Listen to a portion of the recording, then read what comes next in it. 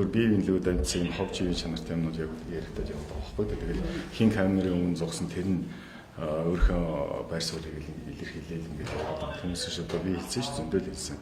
Дөрмийнхээ дагуу зарлах ёстой банга бүлгээ бол зарласан. Тэгээд бүлгийнхээ хорлыг бол хийх ёстой байсан. Тэгээд надад чинь одоо божигнуулаад ингээд явцгаана гэж. Тэгээд одоо мэдээж банга ороод ингээд орох гэж байна.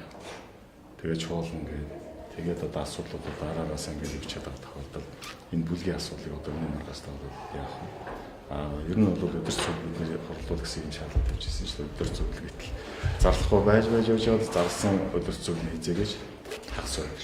Энд чи 4-5 дахь өдрийн маргааш гээд хамаг асуул шийдсэн байгаа. Энд одоо шаардлага байсан болохоор за яах вэ? Тэгээд шаардлагадсан болохоор чинь зарлаад өгье гэсэн болтоод хагас өдөр зарлах чинь тийм.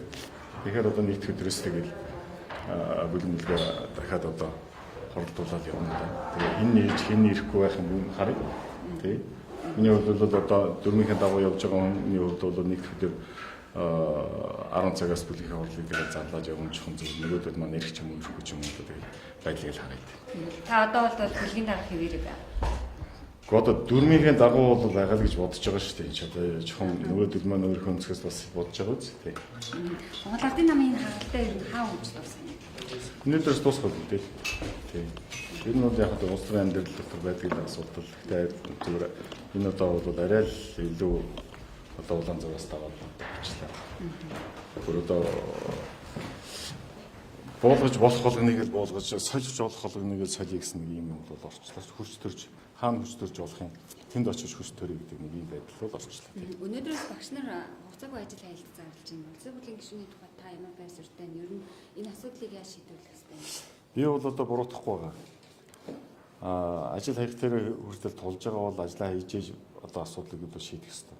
Ер нь бол би урд нь одоо ядууралтай тэмцэх ёстой гэж ингээд явж байсан. Одоо сайд дарга нар нь болохоор энэ тал дээр нь бол одоо өөрсдөө болж байгаа бүтэж байгаа юм шиг юм яриад яваад байдаг. Гэтэл энэ чинь амьдрал дээр нь харуулж яаж, амьдрал дээр нь өөрсдийн одоо мэдрүүлж юм хийх хэрэгтэй болж байна шүү дээ. Тийм болохоор би өнөөдөр энэ ажил хаялттай холбоотой асуудлыг бол хөнгөн шиг бүр бити одоо хаус болоод ингээд явчихсан. Гэхдээ бол зайшгүй хийх хэрэгтэй. Тэгжээж очиж явах одоо асуудлыг шийдэх хэрэгтэй. Энэ хүрчээж.